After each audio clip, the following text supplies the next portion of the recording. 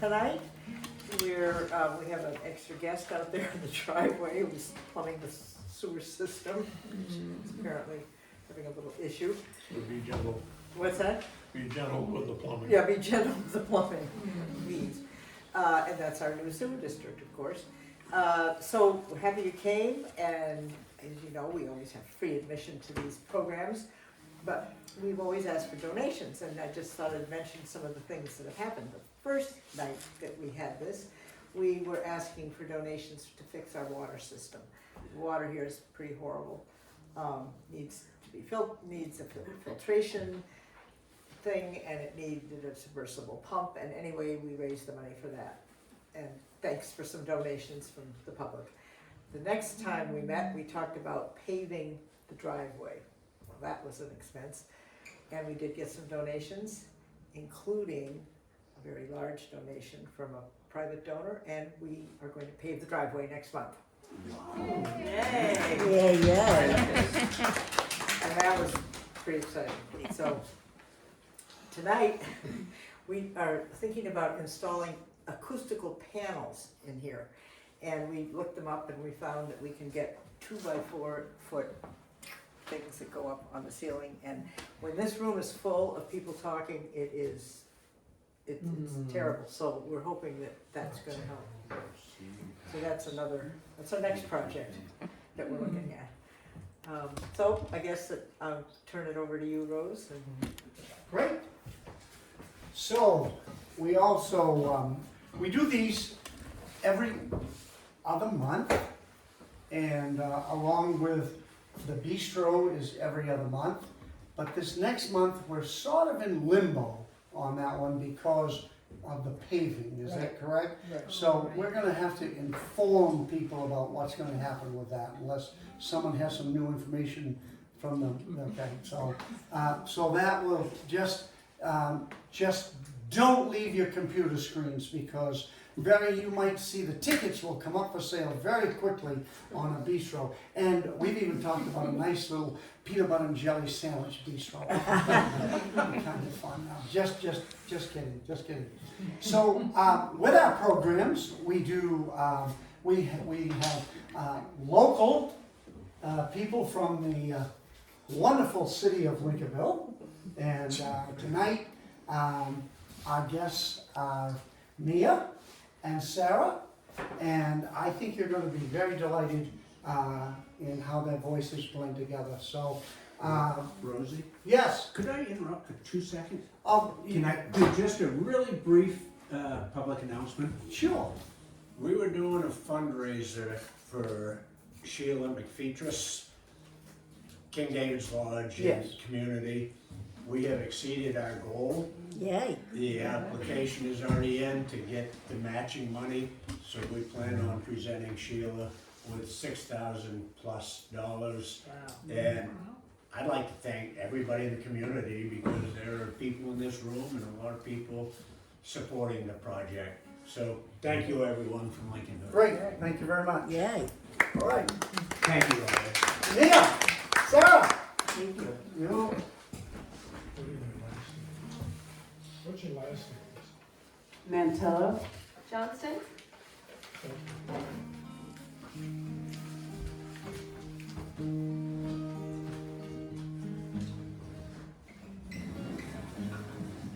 This old house is falling down around my ears. I'm drowning in a river of my tears.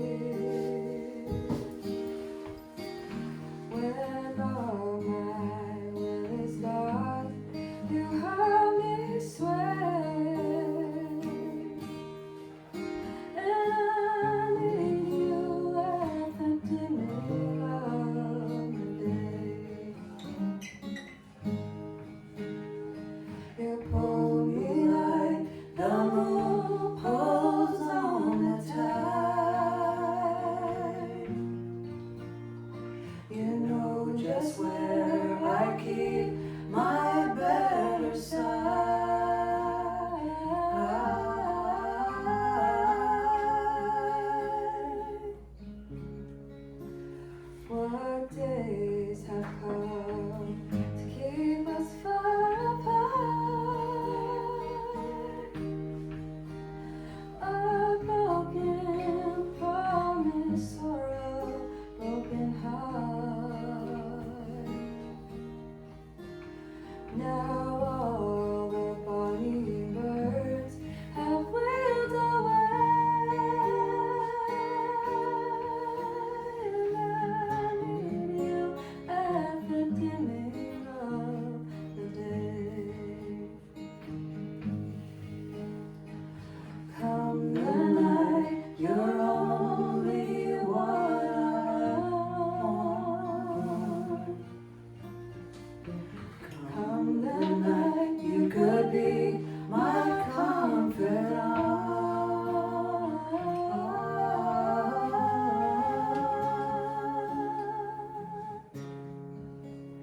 I see you on the street in company. Why don't you come and ease your mind with me? I'm living for the night we steal away. I need you at the dimming of the day. Yes, I need you at the dimming of the day. Yeah.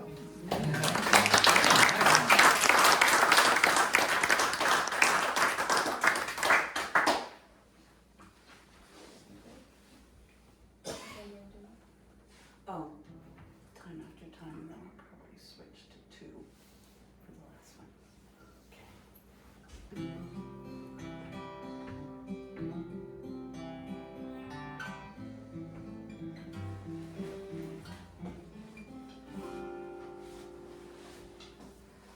Lying in my bed, I hear the clock ticking, think of you, turning in circles.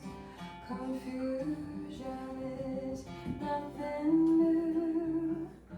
Flashback to warm nights, almost left behind. Suitcase of memories. Time after, sometimes you picture me. I'm walking too far ahead. You're calling to me. I can't hear what you said, and you say, go slow. I fall behind the second hand unwinds. If you're lost, you can look and you will find me. Time after time. If you fall, I will catch you. I'll be waiting. Time after time.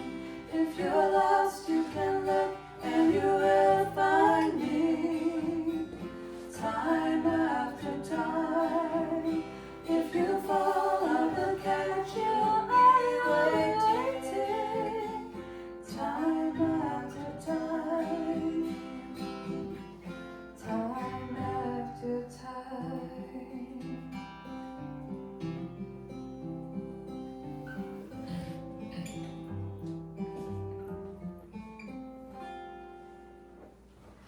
After your picture faded, darkness has turned to gray.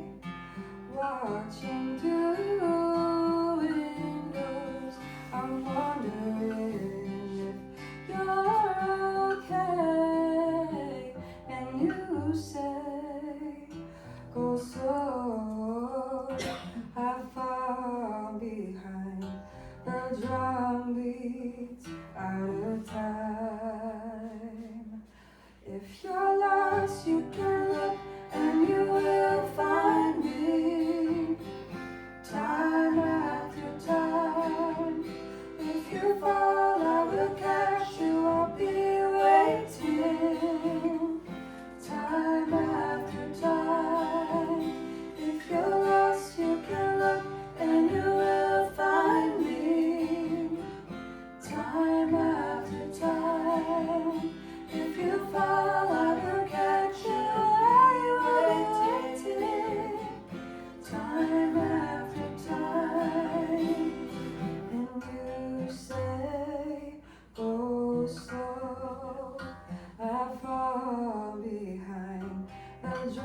beats out of time.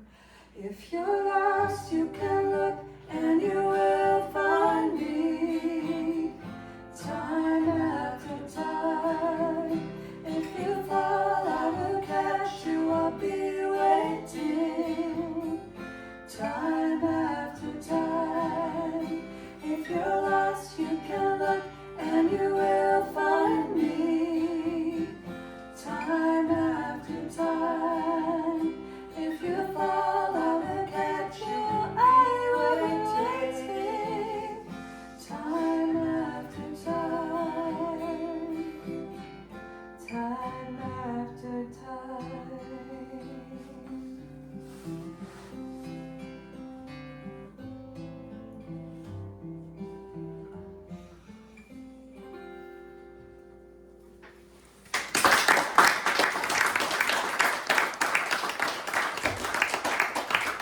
Something about the songs. The first song was written by Richard Thompson, and we like to do the version by Bonnie Raitt and Richard Thompson. This song was made popular by Cyndi Lauper. Nobody here remembers the 80s, I know. Except. I do. Yeah, be careful. And the next song is a Ryan Adams song called Two.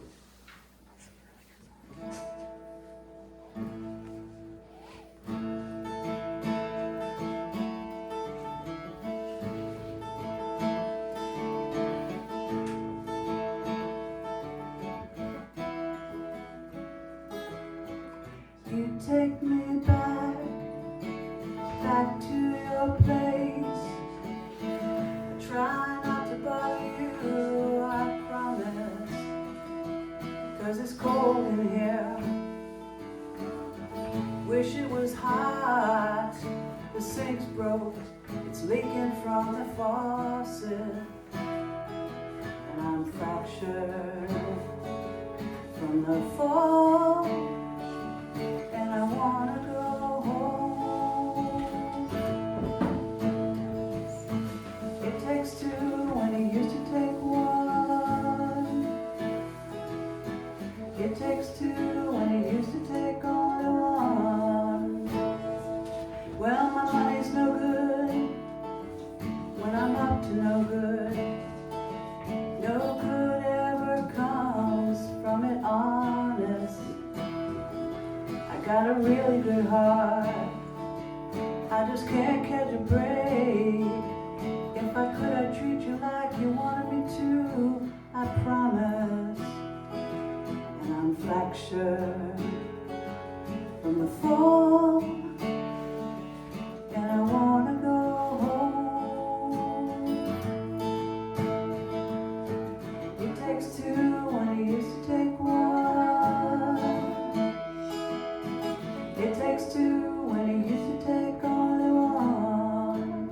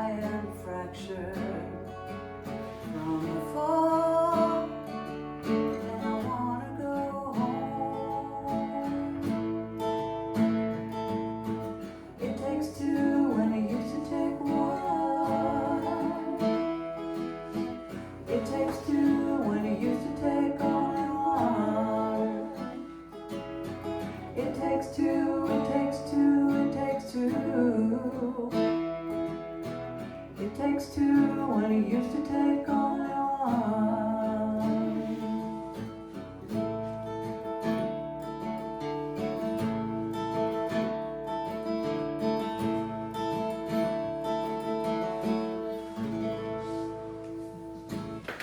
Ryan.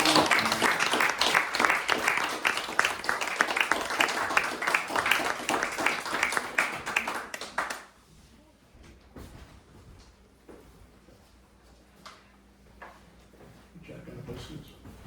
I was checking the biscuits, yes. Thank you, ladies, thank you very much. Thank you.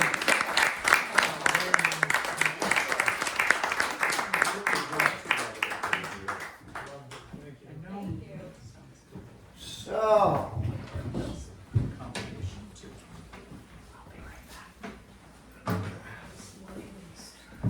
Diane. Yes. What do we got going now?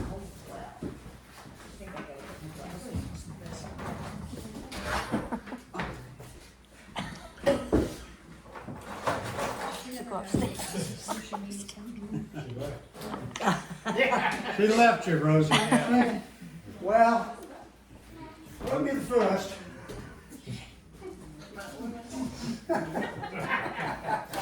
Friend of yours? So do you want us to all sit up here? Or Well, I think it would be, all the people that I think though, if we sat a little bit back a little bit, maybe we could see the slides also. Slide over this way and then you can take.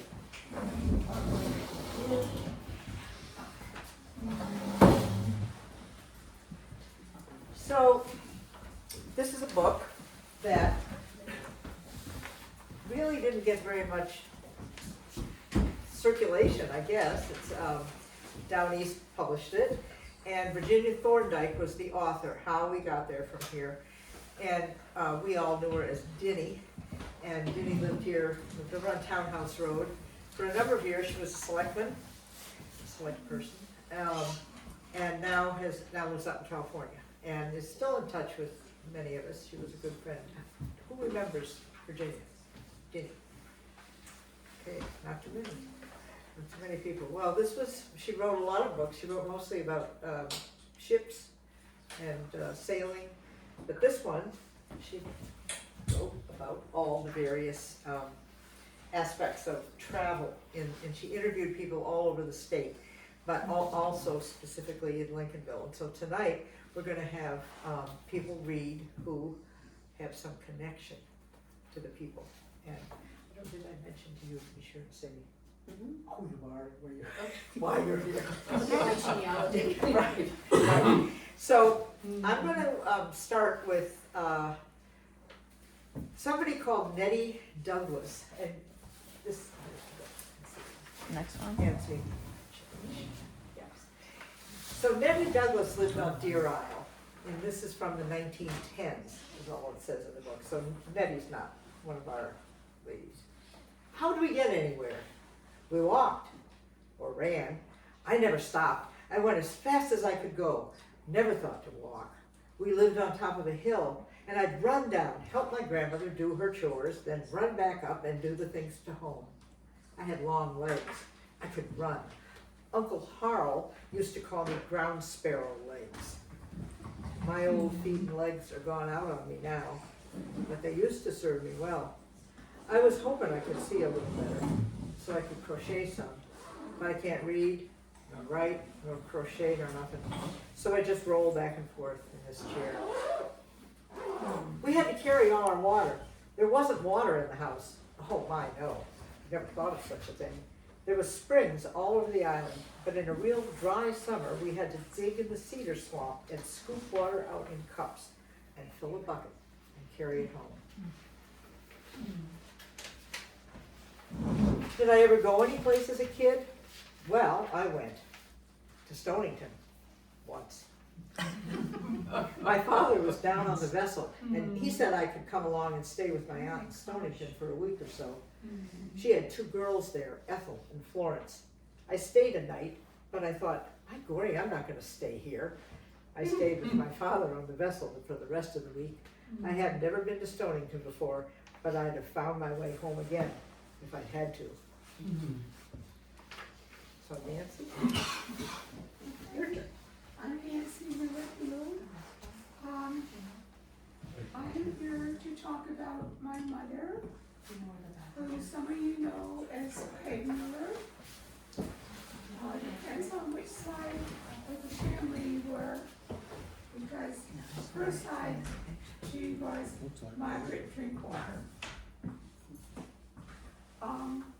And no one in that side of the family had nicknames, so Margaret was. And Drinkwaters, in case you haven't read all your local history, settled duck trap on the Northport side, over where Swan's Island Blanket is, and the next house above that. They had 100-acre lots that went from there down across the road to the shore, because you had to have land and you had to have ocean connections. And definitely the Drinkwaters had to, because they were extremely seafaring people. And if you see anyone named Drinkwater, they're us, no question about it. Millers, that's another story. But my great-grandfather kind of moved up Duck Trap, up Cobb Road, up by Corlin over the hill, and settled on Bridget Pond. And then my grandfather moved further up, and he went up Vansickle Road, which is off 52, and you go up by Mount Ararat Farm and go on by the cemetery right on that farm for 2 miles to where fishermen live, or Neil Weller live. Only famous people have lived there. And if you knew my mother, she was in this small pond, she was a very big frog. She was president of the Ladies Club. She started the Strawberry Festival. She worked on the Blueberry Festival. And that's just a few things she did. And she was always at the elections as a ballot clerk. So you may have seen her there, checking to make sure you really were from here. And she go on to say, a lot of people I don't think were from here. But, anyway, this is back in her life, up there on that dirt road. It's still dirt, nothing changed. They did tar it up the hill because the hill's terrible.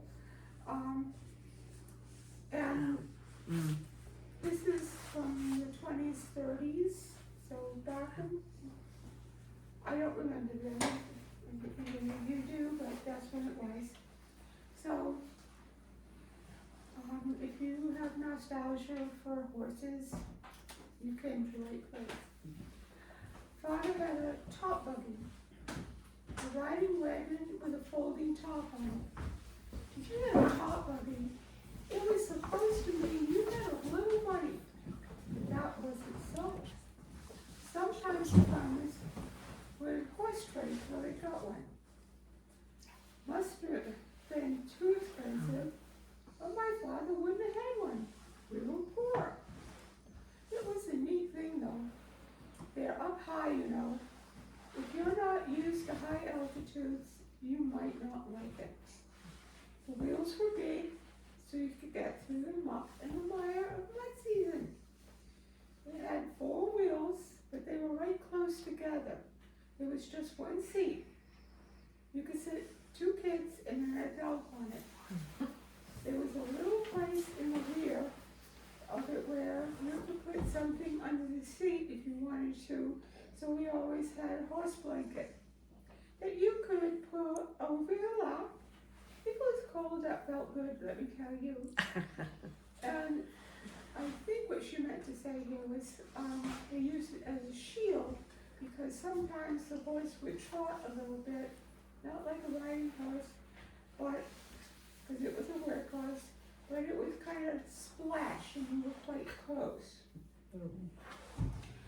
And then if you had to wait someplace, and the horse had to stand, you'd put it open because it would be hot and you mustn't let him get a chill. Nobody had riding horses then. You had to make that hay pay. When I was in high school, there was no transportation. The first 3 years, I went to Searsport and stayed with one of my brothers over there. I worked my way. He had 2 small children at that time, and I learned how to take care of babies. 4th year, my parents had moved into Northport to be on a paved road, and I went to Belfast. Robert Hall, who lived in Slab City, kind of down at the foot of the hill near Mass Pike, used to go to Belfast for high school, and he lived down on Slab City Road, so I could ride with him in his car for $2 a week. There was another car going back and forth, but it was filled. The boys used to walk to Belfast, and that from there would be about 7 miles. My husband did that until the last year when he got a car. Lee Thurlow worked in Belfast at Sash and Blind.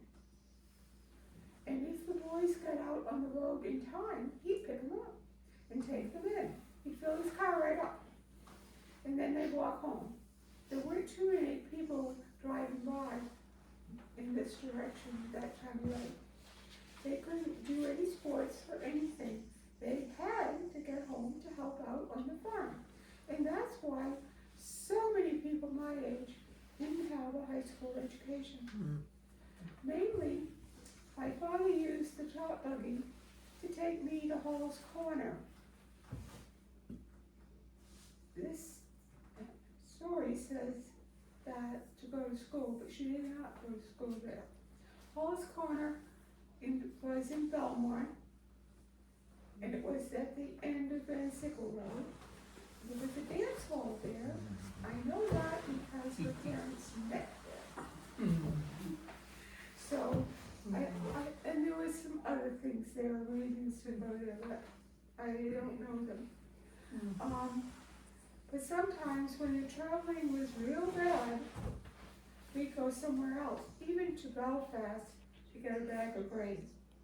You could put a bag of grain on the back, just barely. But a bag of grain went a long ways in those days, because you didn't have much livestock. I always say, anyone who hasn't ridden in a horse and buggy, or gone in a surrey with a fringe on top, or been to a one-room school, or used an outhouse, hasn't lived. The men used to have a hay rack. They put in loose hay. No one ever heard of baled hay in those days. And because the hay sometimes was so green, the barns burned. Many burned. They did all the work with horses. My dad never had a tractor until I was in high school, but I learned to drive a car when I was 8 or 9. I had 3 brothers, 7 years between each of them, and I was the only girl. So I was spoiled rotten. She was. She never got over it. I was the only granddaughter on the one side, and on the other side there were 3 cousins. And I was the youngest of them all. So I was spoiled. I could drive the horses from tumble to tumble. They piled the hay in a tumble and then pick it up with pitchforks and put it in the wagon. And different ones of us used to ride on top of the load, treading. The one had to tread it down, make it tight. I hated to tread. I don't know why my father had me do it. I was just a little bit of a thing. Maybe she had big feet, I don't know. Dad had a horse that was kind of fractious. They used to bring in a load of hay, and then they'd unhitch one horse and bring him forward and tie him onto a rope through a pulley. And then they'd pick the hay all up, not all at once, not the whole hay rack full, with a big fork. And you'd lead the horse forward and it would raise the fork and the hay up into the hayloft. And when it got there, they'd pull the trip line and it would let go where you wanted it. I was afraid of that horse, leading him out with his bridle, and I hated to do it. So they decided to teach me to drive a car and put the rope onto the car. I knew reverse and low gear, and where the ruts were to fall. I knew the place to stop. If you didn't stop, that thought might take the roof off the barn. The car was big. Mud season lasted 6 weeks, and you just had to plan on it. We'd bring in grain enough for the hens and the cows and food for us. And then once a week, my father would drive the horse down to the corner and pick up the car there and go to Belfast for provision. That corner isn't a corner anymore. Route 52 used to go through the woods up near the cemetery on Bicycle Road. And then Drinkwater Hill, where it went down, it was so steep, it was further over and I think steeper. And they fixed all of this eventually. But that's where he laid the car or the horse until he got there. And it was an old day truck. I knew it. When I started to go to school, my brother was in the 8th grade. And that was Lloyd Drinkwater. We used to go to the Hill School. The Hill School was right on the corner of Route 52 and Stanley Silly Road. And that school is now moved over and is a house. The next house toward Belfast. So it's still there. It was a one-room schoolhouse, and Barbara Tarantino's mother was one of her teachers at that school, and she was one of my teachers at the center in Rosie. And she couldn't straighten them out either. Dad picked up 9 of us in the car. And in mud season, he'd come down with a horse and a surrey with a fringe on top. And we would all wedge into the surrey in mud season. The road used to go past our house all the way to Hall's Corner in Belmont. There used to be a lot of houses in there between Mount Ararat Farm and Hall's Corner. There were many houses. There are now 2, 3 maybe. In mud season, while Roger Plaisted used to deliver the RFD food mail, my brother, which I think was Lloyd, would come down and get the mail from Hall's Corner and deliver it up through on foot. He'd come back to our house with what he'd picked up from those houses. Next day, he'd meet Roger, give him that, and take the new mail from him. And that was probably a 4-mile walk. Thank you. That was Peg's voice. I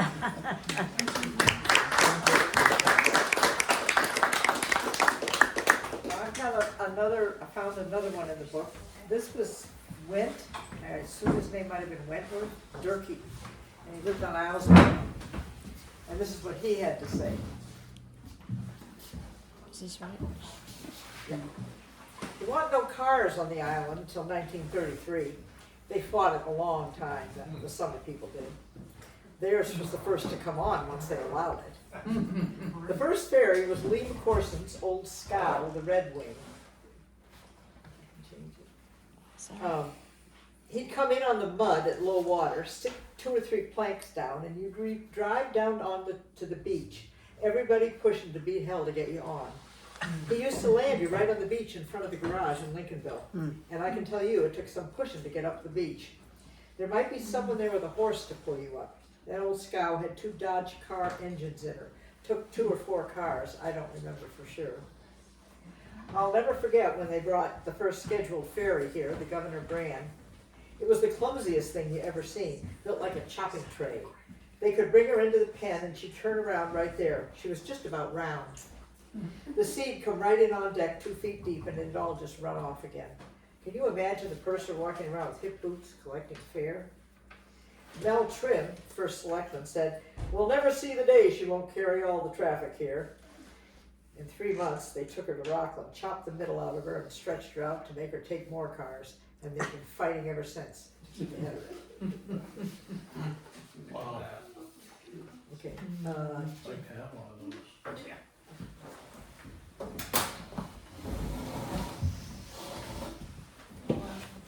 No laughing? No, stand up, you can stand and sit, you do what you want. All right, my name is Jane Flagg Gibson. My father was Thomas Flagg, who I will impart this knowledge to you, but he, oh my God, Dad. There he is. Wasn't expecting that. Anyway, I live there now, he lived on Route 1. It's an old farmhouse with a huge red barn that he built when he was a teenager. Some of you may remember me saying that last time I was here, but lived there since he was 4 weeks old. It's south of Windsor Chair and north of the beach, that's all I can tell you. 36 acres up over Pendleton Hill.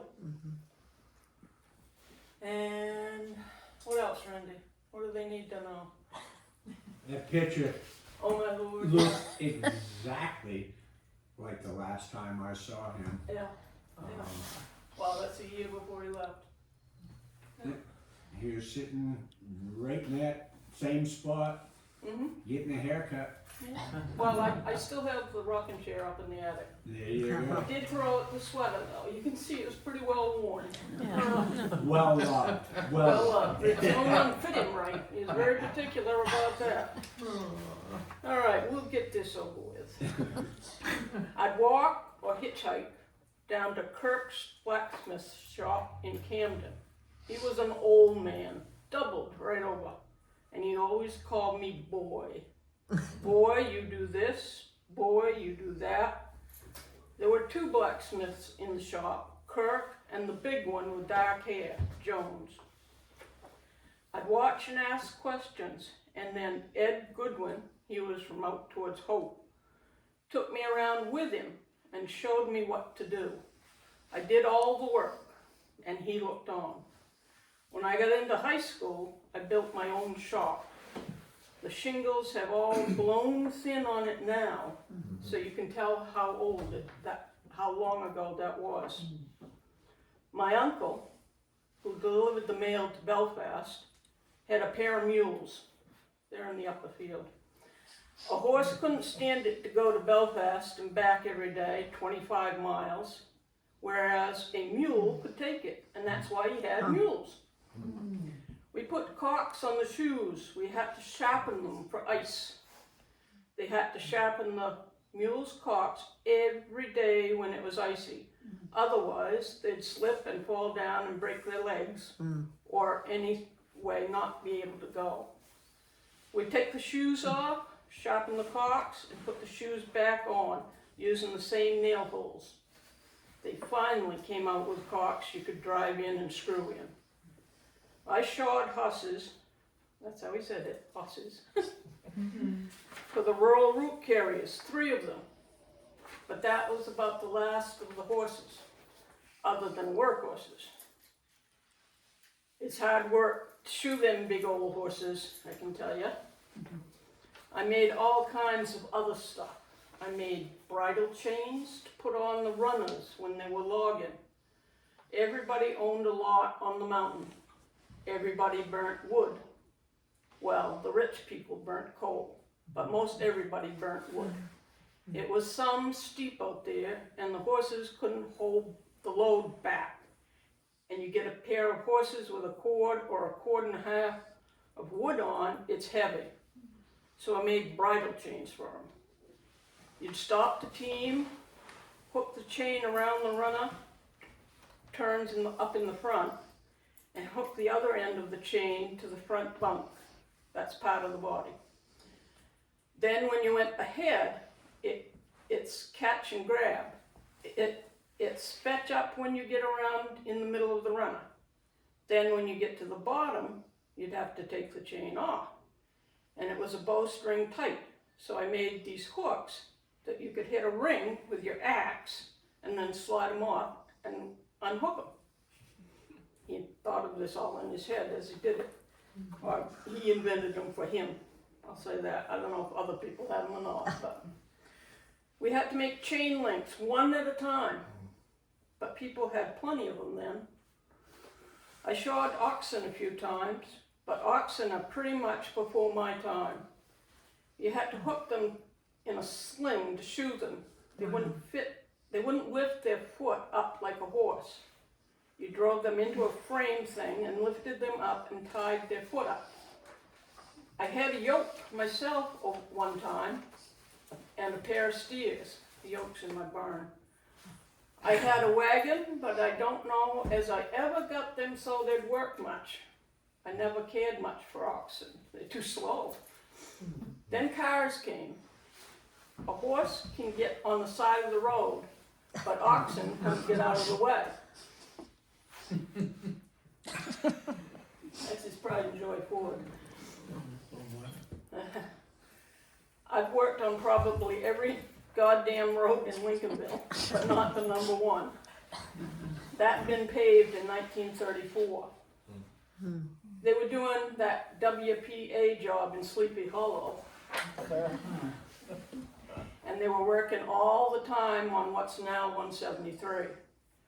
When in the winter, when it came out on a soft spell, it would get knee deep. And if it froze up overnight, no one could go at all. Frank Hardy would call me up and say, "By God, we better grade it." And he'd come get me to drive truck for him. Most every town had a road grader. The grader had 4 wheels and you towed it behind a truck. They used to pull them with hoses. I had a tongue you could crank so you could set the front end over and get it in the ditch somewhat. A man rode on the platform. You'd get off and turn the blade by hand. It had 2 big iron wheels you turn one way to lower and the other to lift it. We'd take a lantern to work by. From the truck, you couldn't see nothing. The guy on the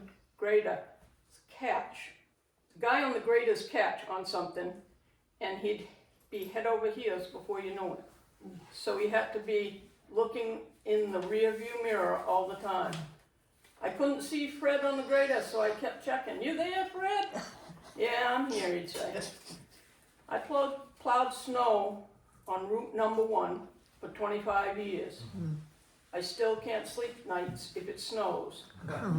You get it in your blood or something. I saw in an old town reports where they said so-and-so used his horses towards his taxes.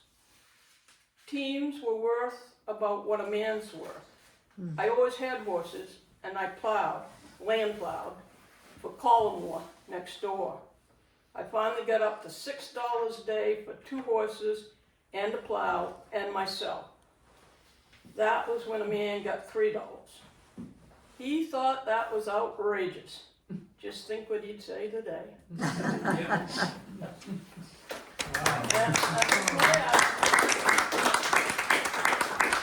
the bargain we don't pay. He looks pretty happy, doesn't he?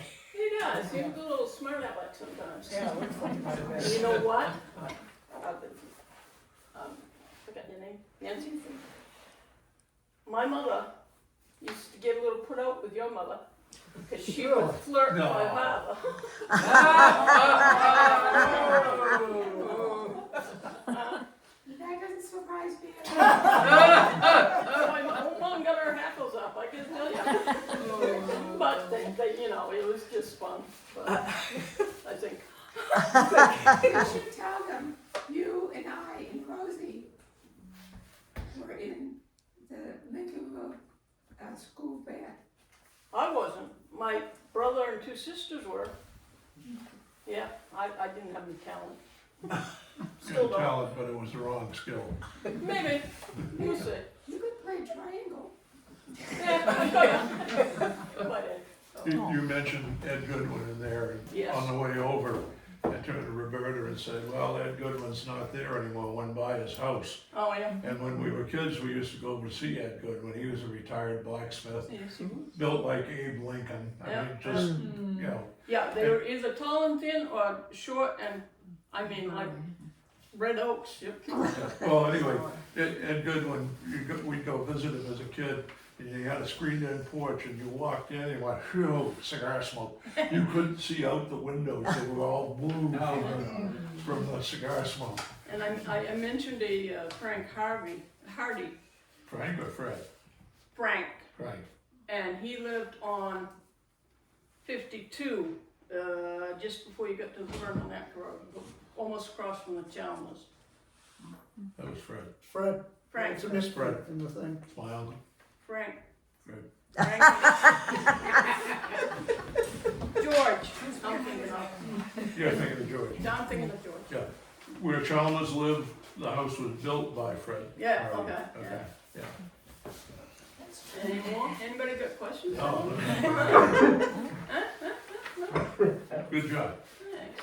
Anyway, that was the way life was. Thanks, Jane. got all day. Hey, Jane, Yeah. did he ever talk to you about when they were widening Route 1 and moving bodies from Sylvester Cemetery up to Maplewood? Ooh. No, he was pretty protective of us girls. He wouldn't tell us a lot of the bad things that went on, and there were a lot of bad things that went call on. that a bad thing. Well, no, because- but I mean, that was kind of gory, and he wasn't into that very much.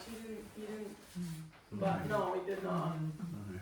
Yeah, but I know he helped build up the bridge at Roebuck in the beach. And they completely changed it when they redid Route 1, and that's why you got so much flooding down there now. It's true. Yeah. Yeah. It's Anyway. just, You know anything about that? Yeah. Thank you, folks. thanks, Thank Jane. you. This is Albert Chatfield, and maybe you know that Albert Chatfield had the Belted Galloway farm down in Rockport. And this is just a piece that he's in the book, but he did not live in Lincolnville. He was a summer guy. He says in the early years we'd come up on the steamboat that sailed from Boston at 5 in the afternoon.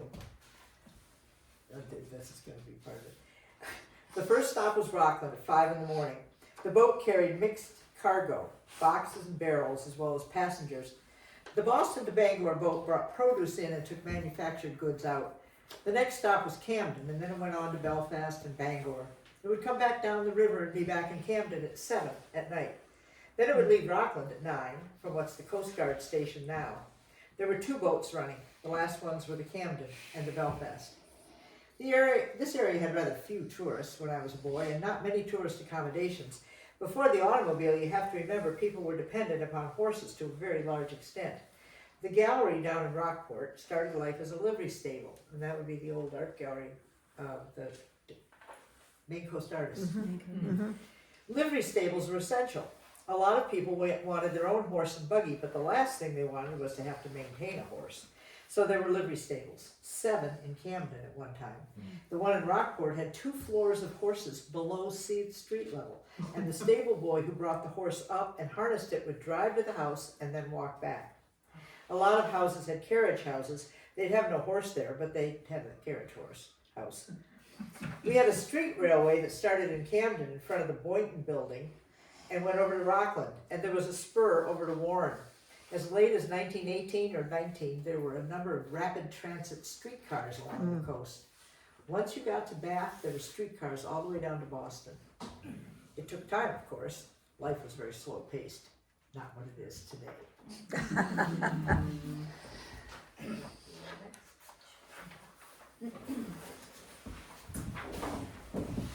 I'm Heather, and I am the great niece of Isabel Ames.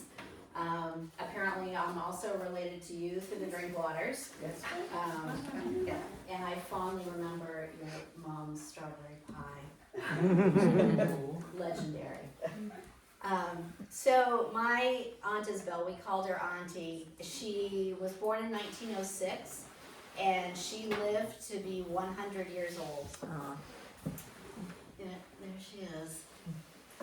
My father was a fisherman, and the Ameses lived as one of the last saltwater farms just right before the Lincolnville Northport town line. The house was unfortunately torn down a couple years ago. It went out of the family, and it'd been in the family since about 1820, so it was a big loss. But anyway, my father was a fisherman. His boat was a salmon wherry. Ever since I was big enough to sit up, I've been able to row. He always used to take us out to the salmon nets.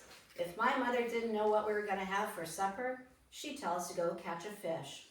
You could go out there any time and catch a haddock or a flounder. I don't think there's a fish in the bay now. My father used to walk to the Masonic meetings, and if they visited another chapter, someone would take a horse and wagon.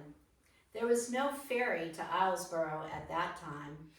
The men used to go over and visit the Masonic Lodge over there. Either someone had to have a boat, or they'd find one to take them over. Uncle Orrin had a boat. He was a boat builder, in fact, and he used to carry produce and sometimes passengers over to Dark Harbor. Once he took our family to the island. I don't remember what the occasion was, whether it was a picnic or just a trip or what. His boat was all enclosed. It sat 5 or 6 benches along the side. I don't remember much about the motor. Machinery and I don't get along very well, so that didn't interest me. I've never driven a car. I'm still bumming rides. But I'm not one who thinks she has to be going places all the time. We always had a horse and wagon, sometimes a pair of horses. They were regular farm horses, not draft horses, but not fancy carriage horses either. Father had what we called a grocery wagon. It was 2-seated, and in the winter, he had what we called a pung. It had 2 seats too. My father drove the school team. Someone who had a horse and wagon would take the kids to school. There were 4 of us down this way. He'd take the horse and wagon to town shopping, but we didn't have to buy much. We always did our own plowing and haying, and we raised most of our own food. We just had to go to town for staples, and Father used to ship apples and eggs. I remember in the winter he'd be cleaning and packing apples and taking them to the Boston boat. In summer, of course, he used to meet the Boston boat and furnish transportation for some of the summer people. He'd pick them up and take them away in the fall, too. In 1914, my father bought his first car. It was a Ford touring car. Later, when he bought a car with an automatic transmission, he had to get used to it because he said he had Ford feet. One time I thought I'd like to try riding horseback. I found an old saddle in the barn and I got the horse out and put the saddle on him. I rode up the road and down again, and when I got back, I no longer had the blanket. I don't know what happened to it. I guess I put the saddle on wrong.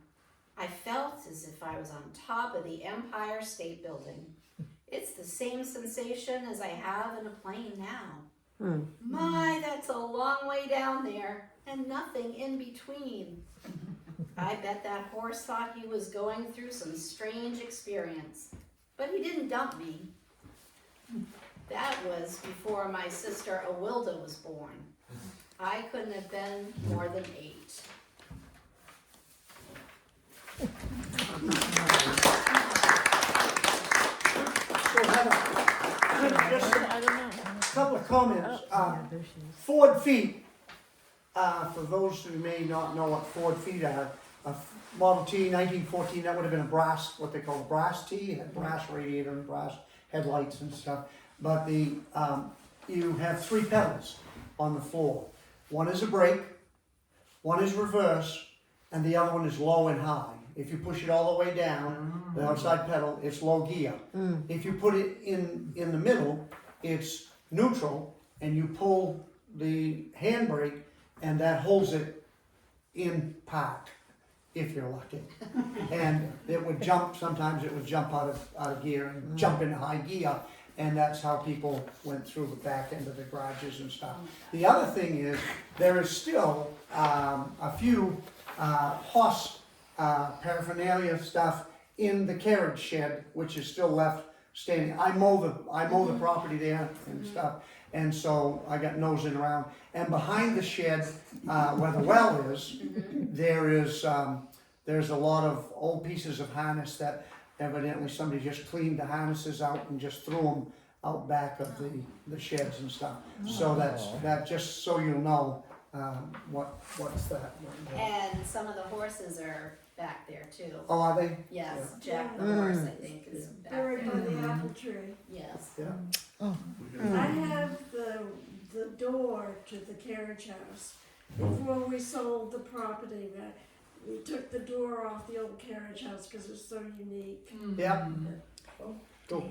You mentioned going out through the back of the barn. My great-grandfather came to visit and put the Ford right out through the back of the barn there on Youngtown Road. Yelling, ho, ho!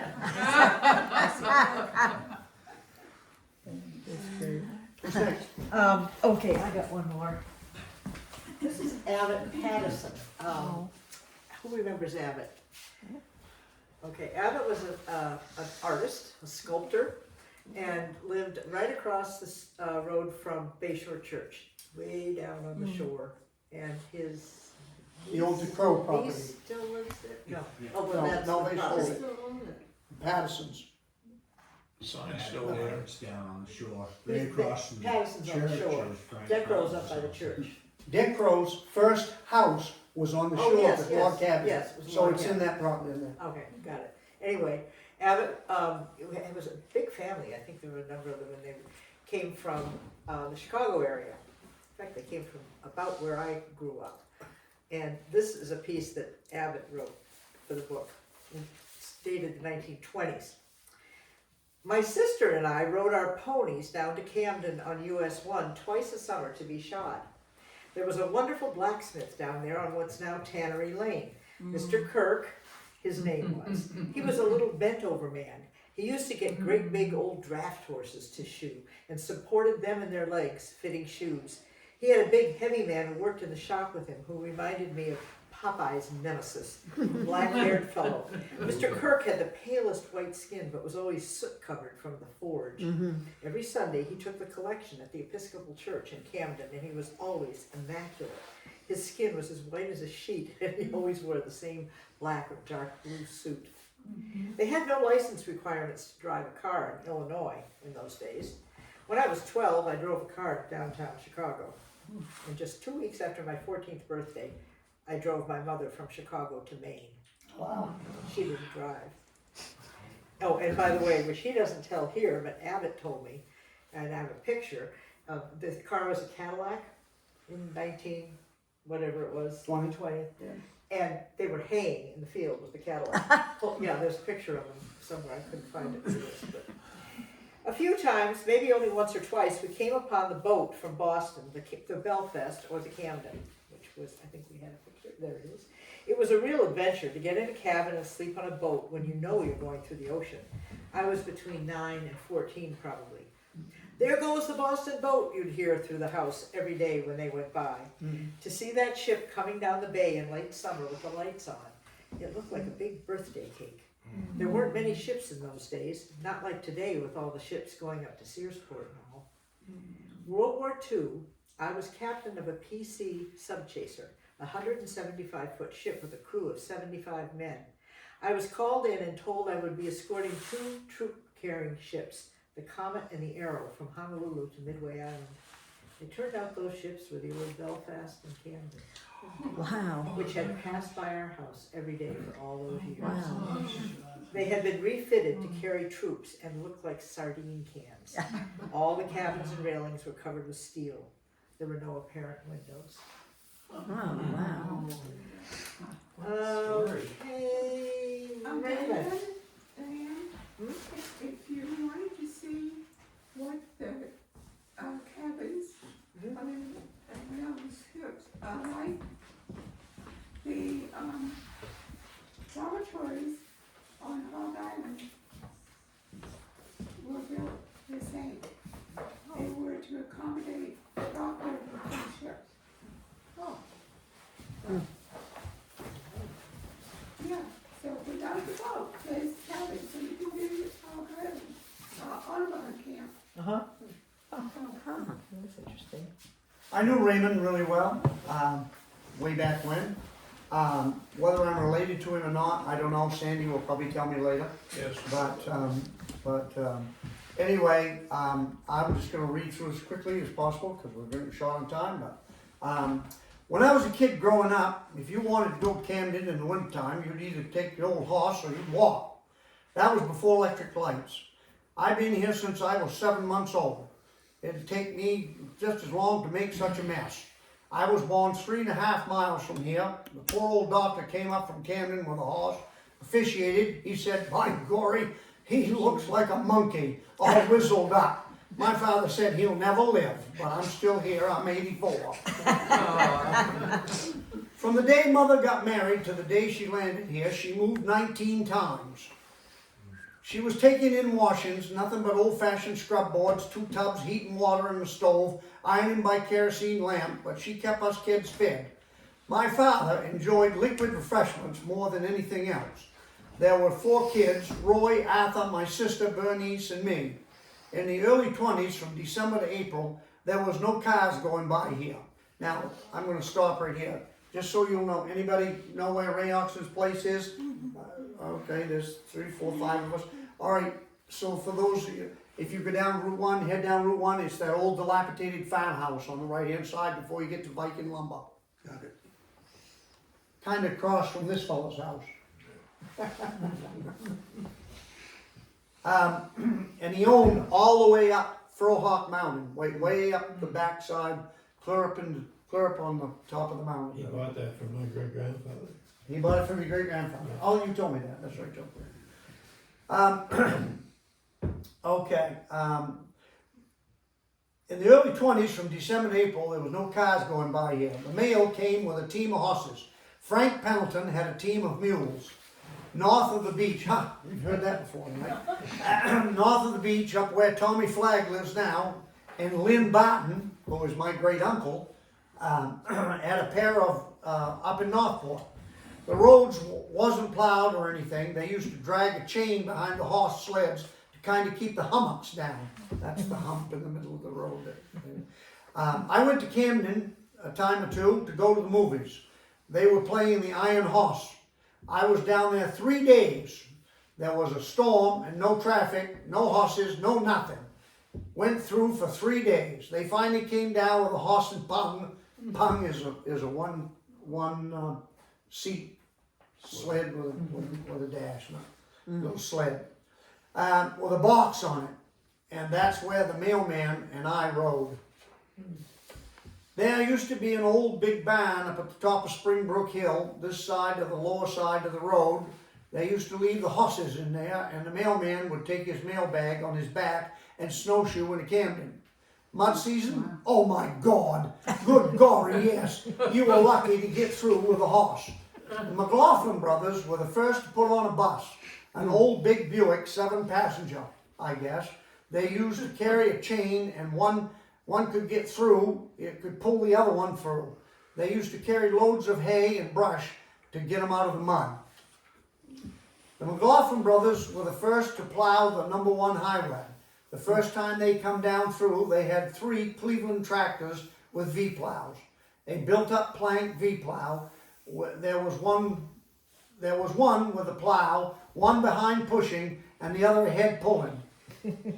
They were in the road, in the ditch, they were everywhere. They hired Great Northern Paper Company to open it up in the springtime. They had 3 crews on foot, one down on the roadbed, throwing it up as far as they could, and then another would throw it up onto the bank. They'd throwing it back all by hand. I've gone to Camden with a pair of horses before they changed the telephone lines, and I've been sitting on the sled and reached out and could touch the wires. We were on 12 or 14 feet of snow. They used to go back, way back of people's houses and up through the fields and in the back of the white houses just to get around the snow. I used to go down in the morning and shovel a path to the school and build a fire in the old box stove for 25 cents a week. The high school was in Camden. When we got ready to go to high school, of course there wasn't no school bus. You wanted to go to high school, you had to either walk down or catch a ride with someone. The first 2 years I rode with Lloyd Pitcher from just north of the beach. He had an old Model T. Or sometimes I went with, what'd you call it? Arwella? Wilda. Arwella. Yeah, Willie. Awilda Ames from Northport. Then my 3rd year, I bought an old Chevy. I carried kids for $1.25 a week. That paid back in those days. You get 7 gallons of gasoline for $1. That's going to change. The first car was an old touring car with side curtains on it. With all the kids, it shortened up and had mechanical brakes, and I'd have to adjust them. Then, if I happened to be alone, it'd stretch out again. I had to reline the brakes on that thing 3 or 4 times a year. When I got out of school, 1931, I had no job, but I had a few cows. I told Mother, we won't make much, but maybe we'll make a living. There's going to be people coming here summers, and they're going to need milk.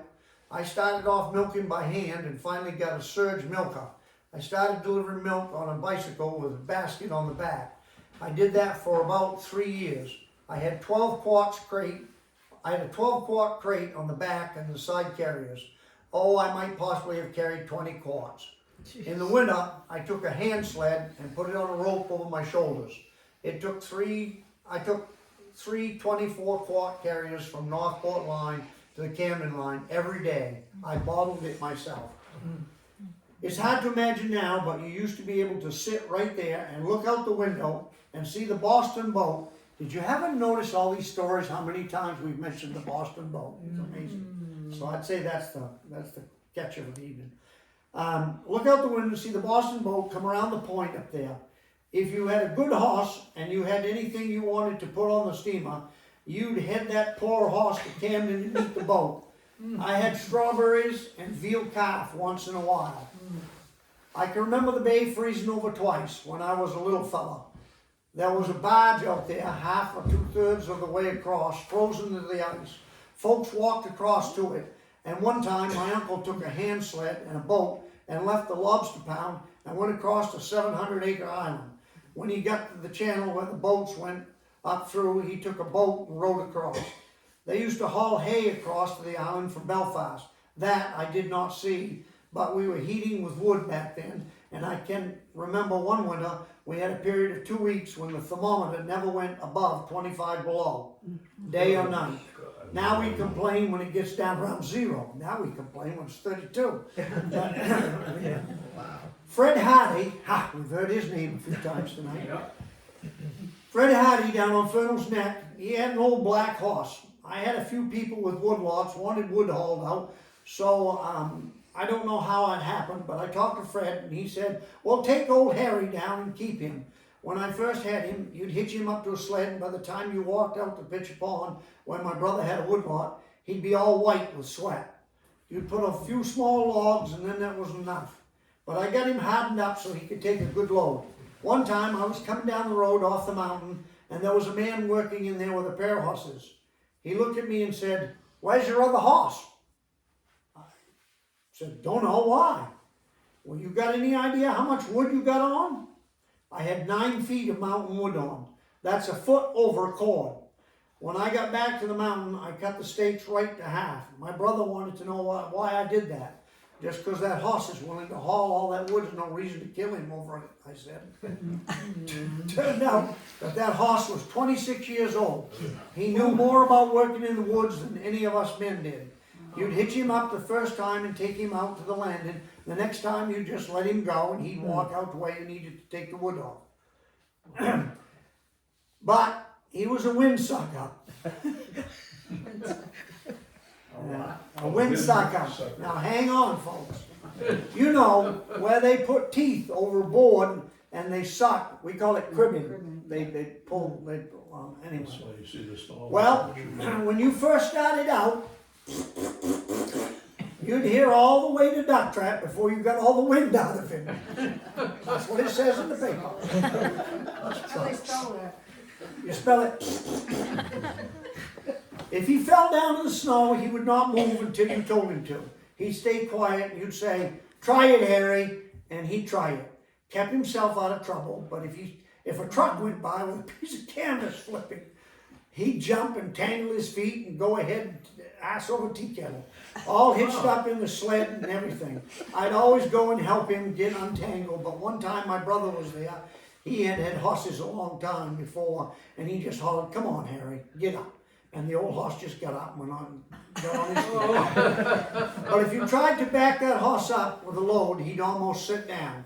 His back had been hurt sometime a long ago, and but he'd do what you asked him to, no matter how much it hurt. There was a picture of a cutting wood, big round saw. Yeah, right there. Right there. There it is. There it is. Yeah. And Grandpa or somebody in the neighborhood had one. We kids were not allowed anywhere out there when they were cutting wood.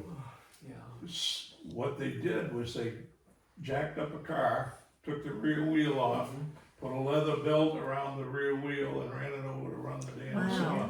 Wow. Yeah, wasn't dangerous, but I got the job done. I want a lot of wood for my Don grew up with Raymond, knowing Raymond. What's Well, going on with that property anyway?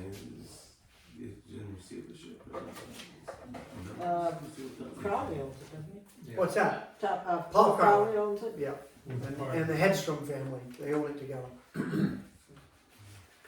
Well, we got one more. 3.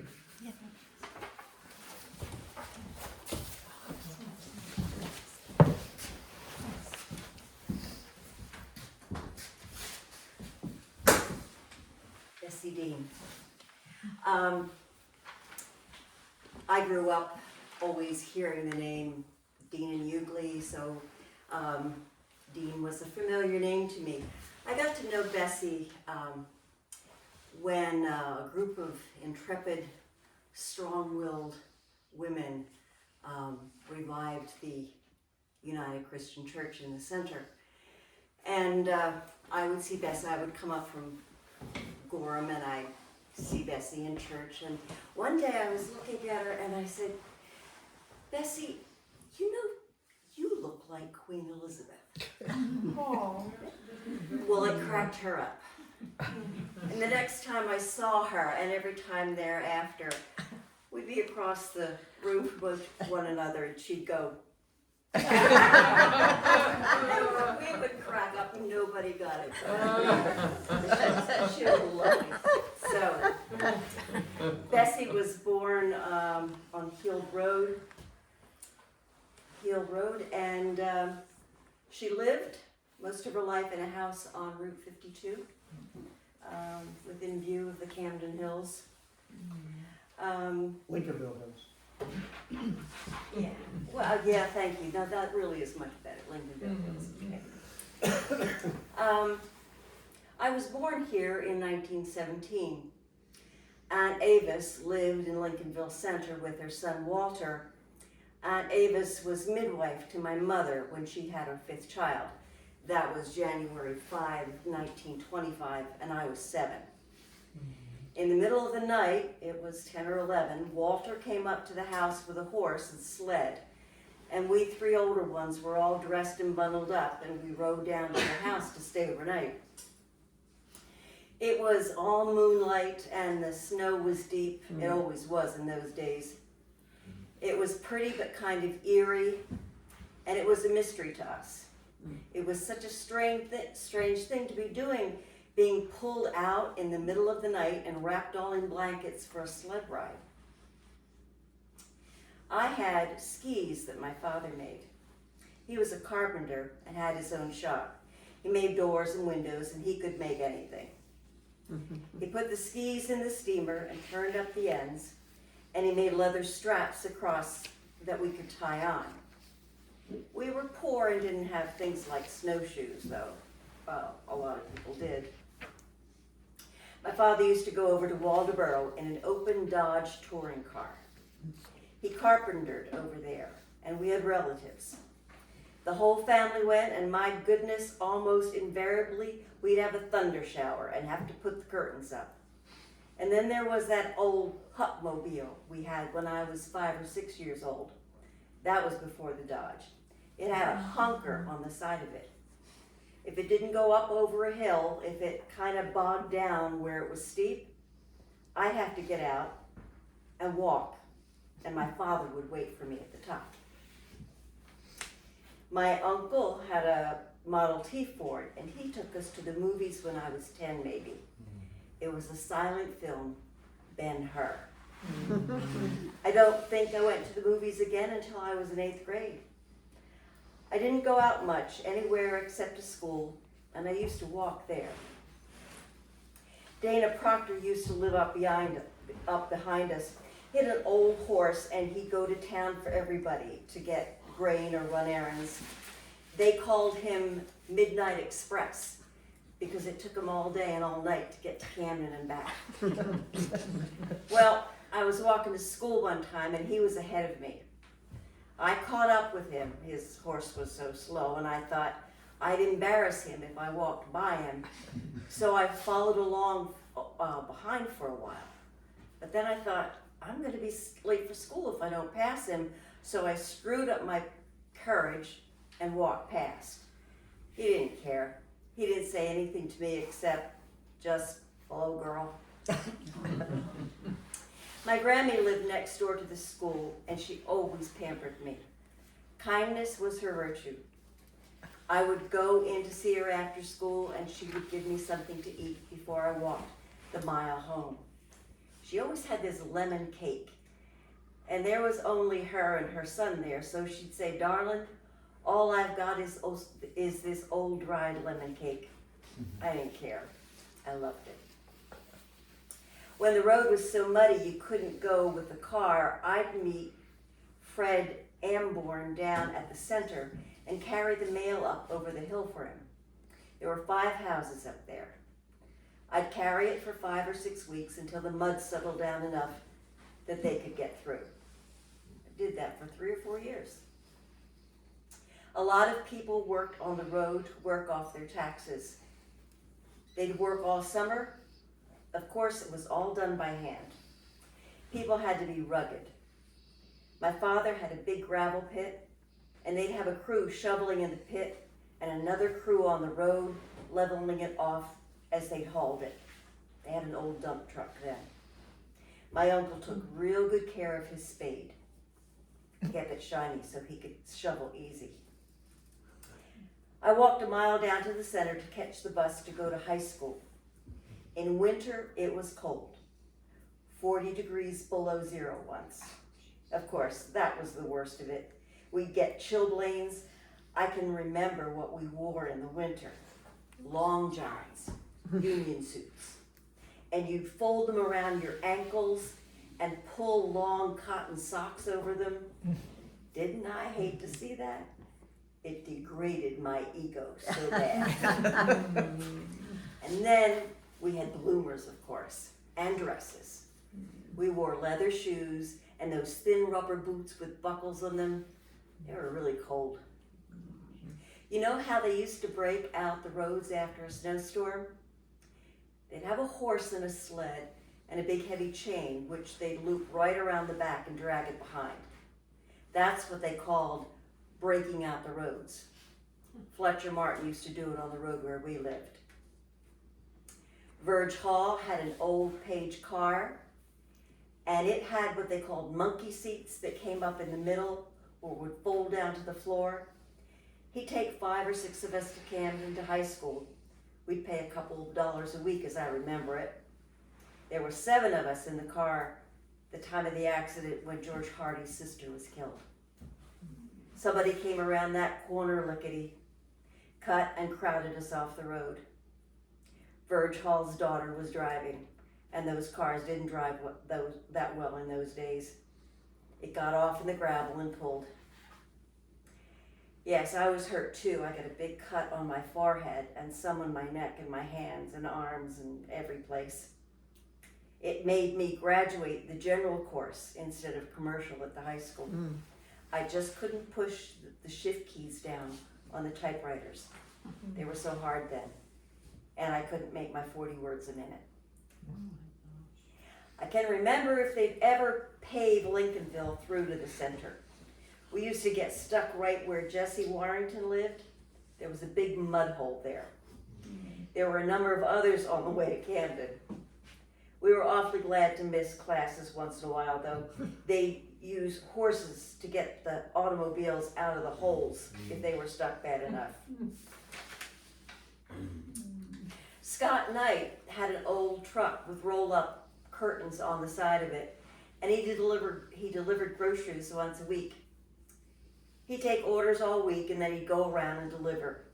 He had a big case of eggs and a big kerosene barrel on the side if people needed fuel for their lamps.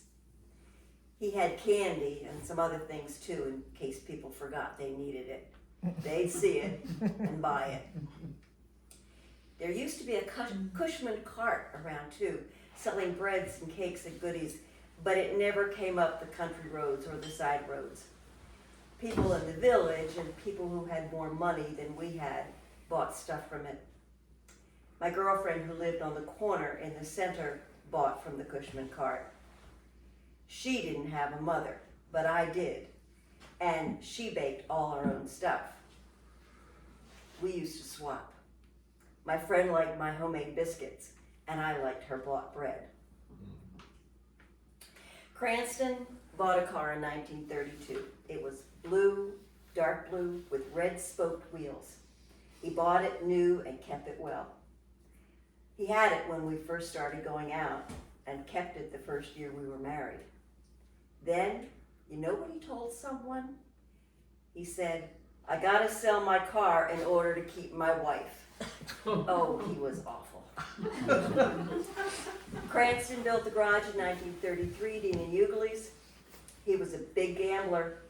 Built the garage in 1933, got married in 1934, in the middle of the Depression.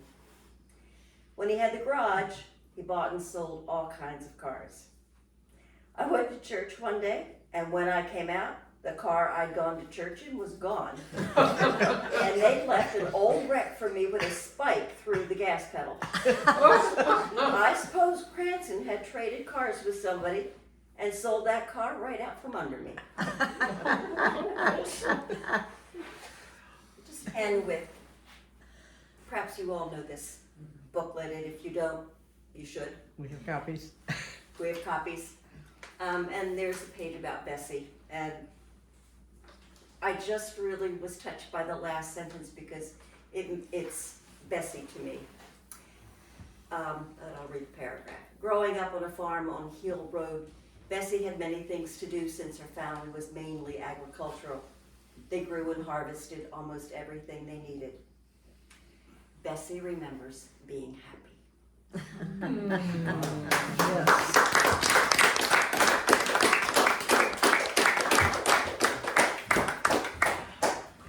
So that concludes our program.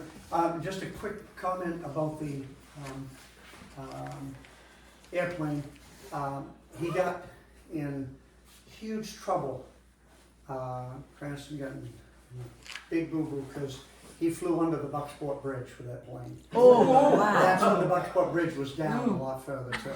Wow. Yeah, so that was. Did he fly again? Yeah, he actually the airport. He used to land right behind his house where they lived on 52. Yeah, Yes, yeah. that's what- Yeah, and they both soloed together, I mean, soloed alone, well, obviously, Right, but, the same day, when they both got their yeah. license. but he did get in trouble for that. They weren't happy about him flying. Isn't she the first woman in the state?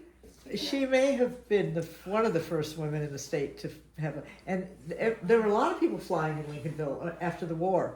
There was didn't the Thomas Harry, yeah Harry Thomas. had an airstrip, Yeah. Yeah, and there were several people that flew, I think. I begged her, but later. I had a Navy pilot that wanted to fly his P-2V twin-engine patrol bomber under the Bath Bridge, but he couldn't get a crew to go with him. He just died, aged 97, I think, up in James O. Nesbitt by name. I guess he was noted as a pilot who took risks. Yeah. So thank you again for coming, and be sure to visit the museum at your convenience, and whenever the museum is open, and what are we open? June to October. June through October. So, again, thank you very much. Joel, Rosie. come see me before you leave.